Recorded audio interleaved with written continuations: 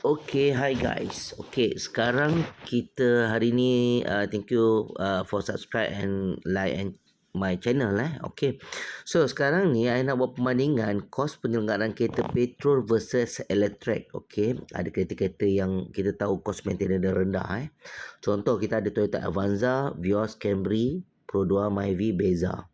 Dengan kereta elektrik Proton E-Mas 5 dan 7 ataupun Pro 2 QVE. Okay.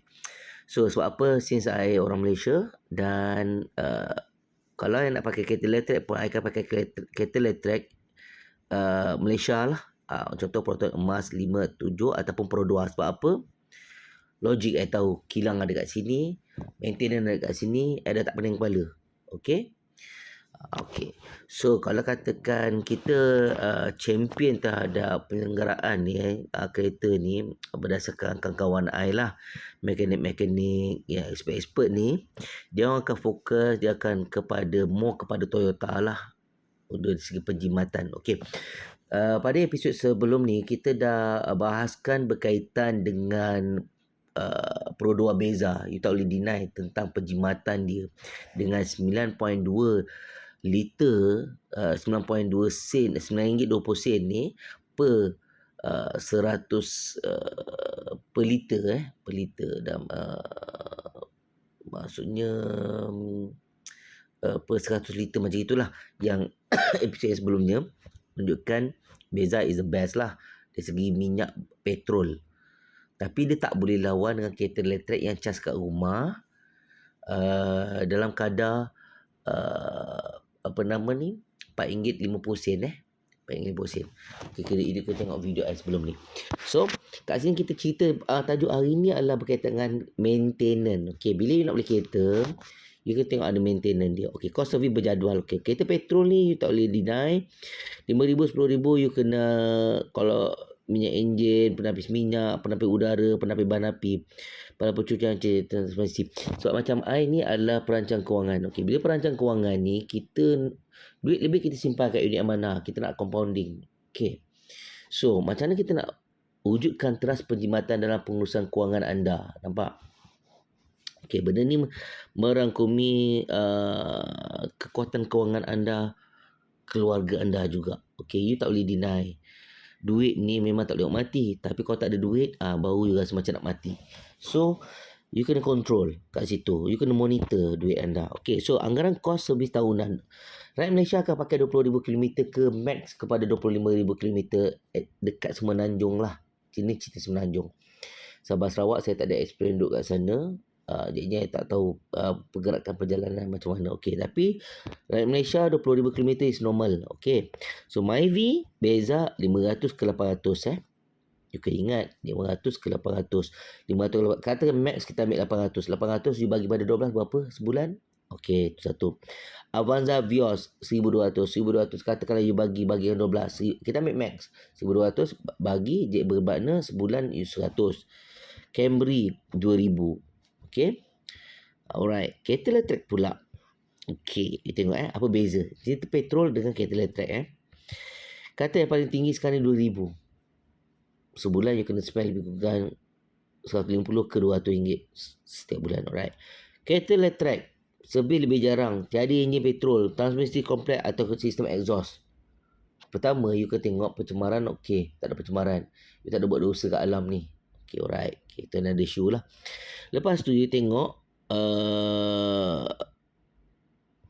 penyelenggaraan focus service, sistem brake, penyejukan bateri, penyamak udara.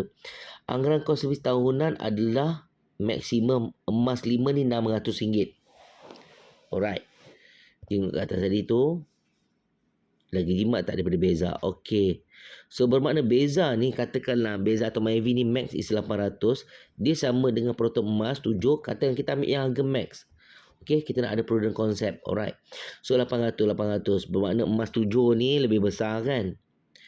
You kena ingat, bila lebih besar, lebih kilometer. It depends.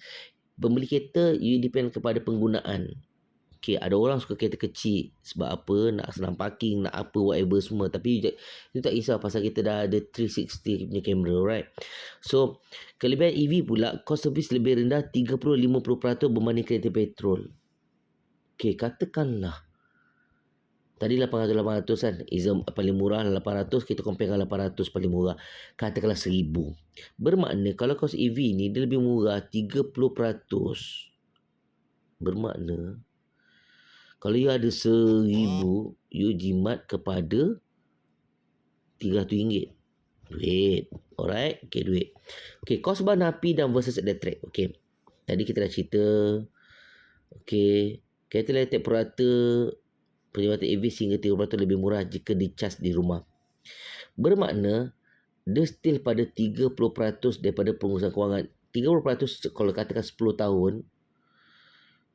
Kalau kau setahun ni pakai duit minyak, berapa kau setahun dan katakanlah 2740 ni per kilometer you kena ingat. Kos per km 0.137 petrol. Okey. Satu lagi tu ada kontrol pasal ada variable. Lepas tu satu lagi dia impact. Ada setengah orang dia pakai kad kredit untuk petrol. Salah bajet, out. Faham? Okey. So kalau katakan kita pakai rumah, cas kat rumah, tak ada hal. Okey. Cas kat rumah. Kalau tunggakan pun bayar kat macam mana? Tak ada masalah, tak tunggak sangat. Okey, 30% lebih murah. So pergantian komponen kereta petrol kita tengok itu dari segi minyak. Kereta petrol 12V 240 cucur 1000 ke 1000. Okey, 100,000. Kereta elektrik kalau ada waranti lah, biasa 8 tahun. Okey, kos pergantian 20,000 ke 20,000, tapi jarang diperlukan. Nampak? You kena ingat kereta elektrik dia ada kos pergantian. Dekat sini kita akan ada kos pergantian 20,000 ke 50,000. Yang ini you kena buat analisis antara proton dengan emas. Okey, kalau katakan proton dengan emas pula. Proton dengan Pro 2. So P emas 5 ataupun 7 ni tidak ada waranti lah. Bateri. You kena ingat perkhidmatan yang duit you simpan tu, you simpan kat duit amanah untuk nak backup duit pergantian kos bateri. Okey. Tetapi kalau dekat Pro 2 tu nanti kita akan buat kajian antara emas dengan QVE. QVE pula bateri tu kita leasing, dijamin. You tak pandai-pandai kepala, you nak resale pun boleh. So bateri 12V masih ada serupa dengan kereta petrol. Saya tunjukkan RM servis 200 ke 500. Tapi dekat sini kos pergantian tinggi 20,000 ke 50,000. So kat situ nampaknya lebih kepada QVE. Tapi kalau ada emas, dah ada waranti, apa yang nak takut? So you pergi service center, you pergi service center Proton je lah, Proton ataupun Pro 2. Nampak? So tak menjadi macam orang kata tak pressure lah. Cuma bila you pakai elektrik, tak semua mekanik tahu berkaitan dengan kereta bateri. Dia tak ada kursus. Nampak? That is a kelemahan. That's why I cadangkan kalau you nak pakai kereta elektrik, you go for Proton ataupun Pro 2. P emas ataupun you pakai kereta Pro 2. Sebab apa? Service center dekat Malaysia dia ada. Dah ada. Kilang pun dah ada pasal Malaysia yang buat. Alright. Proton ataupun Pro 2. Kalau pakai you lain-lain, mekanik mana you nak pergi? Kan? Kalau ramai orang pakai kereta elektrik, you kena bayangkan ramai orang pakai kereta elektrik. Kalau ramai pakai kereta elektrik, you nak pergi mekanik, pisang. Kan berapa ramai, berapa banyak kereta orang yang pandai pakai kereta elektrik ni. Pisang. Okay? Alright, pisang. Okay. So kita tengok kos insurans dan peperiksaan pos pakom insurans. Kereta elektrik mungkin lebih tinggi 10% ke 20% kerana teknologi baru dan kos baik kimet. Maka peperiksaan tak berbeza ketara. Kos tidak jangka kereta petrol, masalah enjin transmisi, sistem exhaust kawalan. Okay. So isu kereta elektrik ni, isu dia bateri. Okay. Kereta bateri. Tapi masalahnya bateri ni dia ada waranti. Sama ada Proton ataupun Pro 2. Nampak? So, you tak pandang kepala kat situ. Okay. You nak berjimat. Tajuk sekarang ni, kita bukan nak laju. Nak laju pergi mana? Jam-jam ni. Tak lajunya. Kan? Paling max pun you bawa 110. Bukan nak berlumba. Sekarang ni bukan cerita nak berlumba. Cerita nak selamat, cerita nak jimat. You nak selamatkan you punya kewangan anda, pengurusan kewangan yang baik. So kat sini, ringkasan perbandingan kita tengok secara matematik dia. Penyelenggaraan 20,000 km. Myvi Beza maksimum 800 kos lebih tahunan. Kos bahan elektrik 2740. So anggaran kos 5 tahun maksimum kita ambil 22,000 lah. Senang cakap 22,000. Okey, walaupun 800 darab dengan tahunan darab dengan 5 mungkin 4,000. Tapi kita campur dengan kos bahan api sekali. 2740. So is a max adalah 22,000. Okey. Vios Avanza Vios max 25,000. Okey. Ini kita ambil Avanza yang baru lah.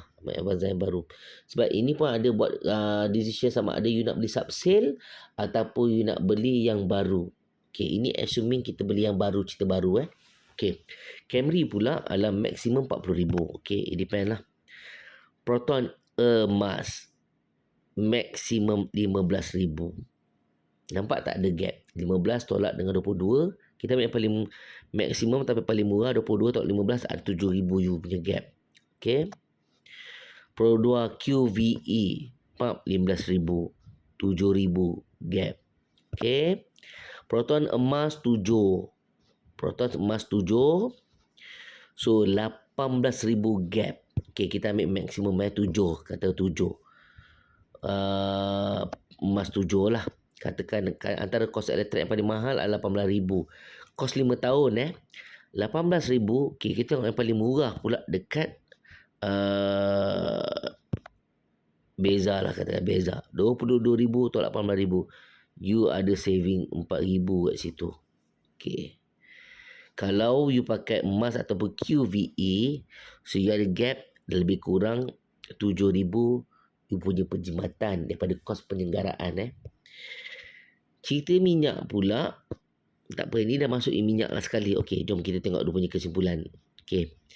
Kereta elektrik lebih murah daripada segi servis dan bahan api jika cas di rumah. Okey, itu you tak boleh deny. Bermakna sesiapa yang ada rumah landed, then it's good for you.